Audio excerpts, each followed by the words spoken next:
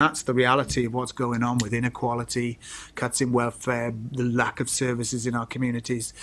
And the good thing about popularising arguments is that we've got to challenge the idea that people were told there's no alternative. I used the phrase a year ago that this is the equivalent, this is political shock and awe, what's going on at the moment. Very, very similar to the war tactics that we use against Iraq, which is that actually if you throw so much stuff at somebody and it comes from all angles and you just make it relentless, that it has the effect in the end of people saying there's nothing we can do. Resistance is futile, keep your heads down and maybe it will pass over us. And I think what we have to say is that is political. That is the government saying that to get away with things that are even more radical than Mrs. Thatcher managed. And therefore, some basic facts I always think are useful. There's just two. The government's cutting £80 billion from public spending. That was its first announcement. Massive, savage cuts. And yet, most people now accept there's £120 billion worth of tax that is avoided, evaded, or not collected. And therefore, what you can actually see here is there's a direct correlation. You know, even if you couldn't get all this tax in, let's be modest and say you could only get half of it in. That's 60 billion. That is not far off the amount of cuts that they announced. So it tells you straight away there's an alternative to all these cuts. And it actually tells us something else, which is the crisis or the problems in our economy are not caused by an excess of public spending. They're actually caused by a massive crash in revenue. And therefore, that's one interesting fact. The other one, which is the most recent one, is the government have announced now £28.5 billion of welfare cuts. And at least 10 billion of them were announced recently by the Chancellor and they're unspecified. And it's allowed this consensus to start building up where people start saying, well, who's the deserving poor and who's the undeserving poor? All that horrible stuff that you get when, you know, people are set to be divided.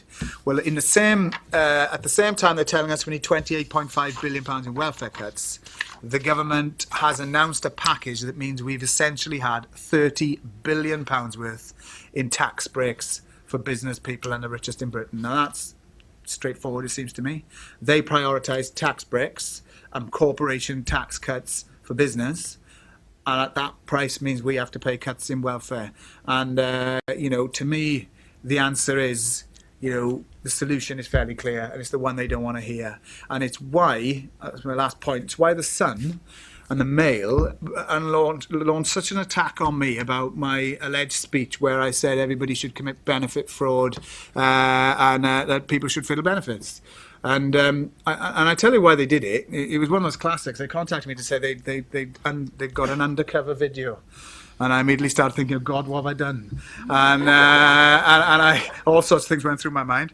And essentially what it was a speech. It was on YouTube, nothing undercover. I made it in 2010 as a public speech. The point I made was, why is there obsession with £1 billion worth of benefit fraud, allegedly, when nothing's done about £120 billion?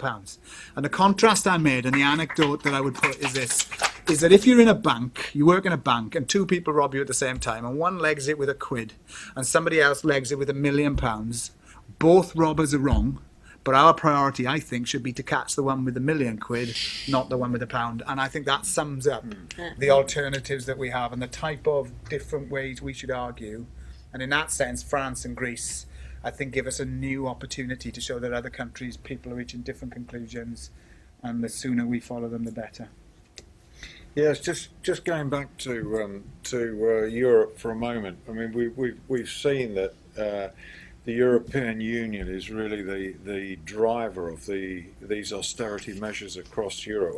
I'm sure they've taken their lead from policies devised by the UK government, but there's definitely a neoliberal consensus there, and the EU has pushed austerity. There may be backtracking, or Angela Merkel may be backtracking in conversation with Mr. Hollande, President Hollande, today. I don't know, but I just wonder whether that has might have influenced the views of trade unions here, because the unions here have always smiled upon the EU.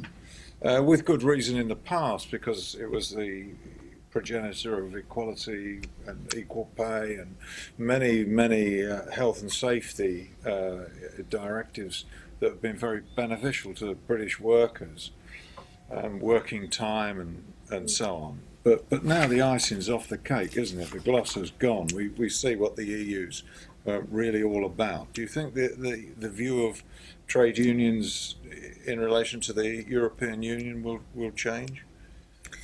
I have to say, we once tried to have a motion about the European Union on our conference agenda, and it wasn't prioritised because it got nul point. Nobody voted for it. They didn't even make it onto the agenda. It was proposed as a, and I think there are significant issues about Europe, but one of the problems is that I don't think that there's sufficient kind of engagement or understanding about what it is that Europe is or does, or the influence it might have. I mean, it's clearly it's a bunch of capitalist countries working together by and large. So it isn't really surprising that they don't overall come out with policies that are necessarily the kinds of things that we would want in the trade union movement. But you are right, John. The fact is that there were times when we got through Europe the kinds of legislation that we wouldn't have got, or the kinds of assistance towards, better things for workers that we wouldn't necessarily have got in domestic legislation at those times. So I think it's if I try and have a discussion about the European Union in any of my committees, when my executive is meeting, there's a kind of immediate flight from the room, and they are prepared to say, yes, we got part-time pensions, we got this, we got that, but it doesn't feature very largely. But the fact is that if they are making interventions which make things worse, then it's really important for people to understand that. And so I think that what we have is a kind of, critical engagement with the bits of Europe that were helpful at the time when they were. And if they're no longer helpful, then I think we have to have a trenchant criticism and say, the fact is these are not things that Europe should be wishing onto, into domestic legislation. And if there is a sense that, austerity is not working, but it is hurting, and somehow the Europeans, whoever they are supporting that, then clearly we do not want to be saying the European project is a good thing. I mean, the idea that what we need is actually a kind of social progress clause instead of Monty II and those kinds of things are of quite big interest to some people who pay a lot of attention. But I have to say, it's not a very big debate in my union. Mark? Been a relatively big debate in ours over the past period, and where I stand on this is probably a non-conformist position to what most of the left have. Let's get my cards out on the table. I personally think one of the things that's really inspiring about Greece is that the leaders of the left in Greece, and I mean PASOK, I mean the left who sought to form a government, are actually very pro-European, and I think it's quite inspiring. They say the solution to the problems in Greece is that the people of Europe go to their aid. They don't want to dash out of the euro. They want to stop the austerity packages, and actually they place themselves exactly where I would be, which is the solution of our problems is to unite people across Europe and argue that it is working people, whether they're in France, in Berlin, in Greece or in Britain, that lie the solution to our problems. Now, in that sense, does that mean you're pro-European Union? No. It would be perverse if your belief that you want to be pro-European means you couldn't criticise the European Union. It just, frankly, would be absurd. It'd be a bit like saying, because I'm in favour of democracy, I won't criticise anything that happens in Parliament. But it doesn't follow, to my mind, that therefore we should make, in Britain, a Labour movement demand that we should withdraw from the European Union, or it doesn't, in my mind, make it right that we support, this will be controversial, but we support campaigns such as the People's Pledge, which by their nature involve all sorts of unsavoury people as well as the real savoury people, raising the question of why we should have a referendum, which ultimately is what Nigel Farage wants and what some of the right-wing Tories want, because I think that's a diversion. To me, the answer isn't a referendum in or out of Europe. The answer is we want to run things very, very differently. And I think if you don't focus on that, I think you end up having the wrong discussion and people will draw the wrong conclusions. And I think it does risk the issues of xenophobia and people thinking we can solve all our problems in the UK, which frankly I personally think is wrong.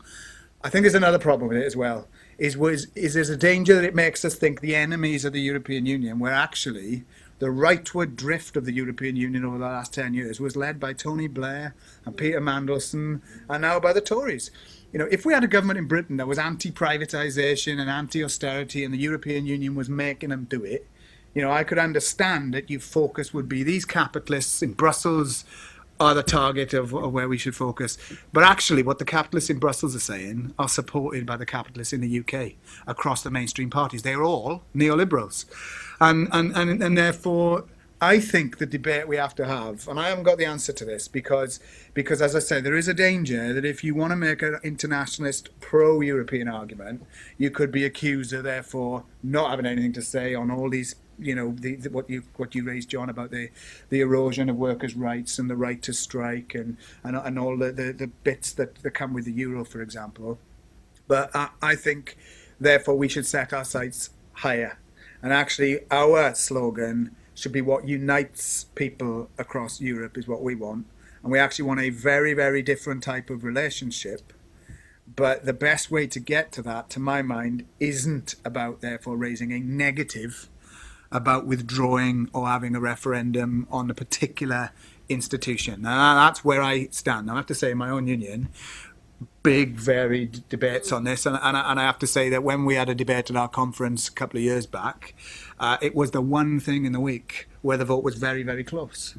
And that tells me that there was some really important issues that needed to be teased out. And if I now look back at that debate, I think that if I critique my own position, I think my own position was probably to fall into the trap that says because you're pro-European, therefore you can't criticise it, and you raise what was seen as an abstract Workers of Europe Unite. And my criticism of those who opposed it was that they did fall into the trap, in my view, of thinking that all evils come from Brussels, and they don't actually see the wider question that Brussels was an amalgam, including of the British government. And that actually tells me, therefore, the answer somewhere in betwixt and in between. But generally, my view is positive campaigning is always preferable to negative campaigning. And that's why I think going back to Greece is so exciting. It would be very easy for the Greek left to say Europe's given us all this austerity, Europe has ruined our country, so we want to make a complete break from everything. Whereas actually, I think the way they're articulating it is to say that workers in Athens, as long as those in Madrid and those in London and those in Paris, we stand together because we're all suffering. And if we do that, it's the real way to challenge the decision rather than one nation essentially removing itself from a club. And that's a debate I think that's worth having. Last point, John, I do agree with you, however, that this debate isn't had in the trade union movement either. The debate in the trade union movement has been, as you described in your question, which is we had some rights from going back a few years back, and therefore if you can get anything, that's got to be a good thing. And we also, I don't think, therefore, have the real political debate. And I think we'd benefit from having that. And if it was done in a proper way, I think we'd get to a really good position that probably would draw the best from the arguments that currently can exist on both sides. Of course, we've yet to see what the effect of the developments in Greece and in France will have on other countries within the EU, because other governments are going to fall and move to the left in consequence. Already in Ireland, the voices against the referendum on the bailout there have increased in size since the French election. Well, sorry. I was just going to say that what is certainly true is that teachers' unions in particular are quite at the level at which Marx talks about, which is workers in Europe working together. Teachers' unions in the UK, and my union in particular, are quite engaged at the European level through the ETUCE, which is the European level of Education International, the regional level. And we do an enormous amount of work there, but it's not about the European Union. It is actually about what is it that we can do together, in our classrooms and in our education systems, which will improve the situation for children and young people, but also what can we do to improve the terms and conditions for teachers. So NUT members are very engaged in European work at that level, and nobody would want to withdraw from that. But I have to say, when we talk about Europe, there's a kind of glazing over, and I think that is because we have, it's probably because, as Mark says, we're actually having the discussion on the wrong kind of basis, and what we need to be doing is talking about what unites workers across Europe rather than the bureaucratic structures.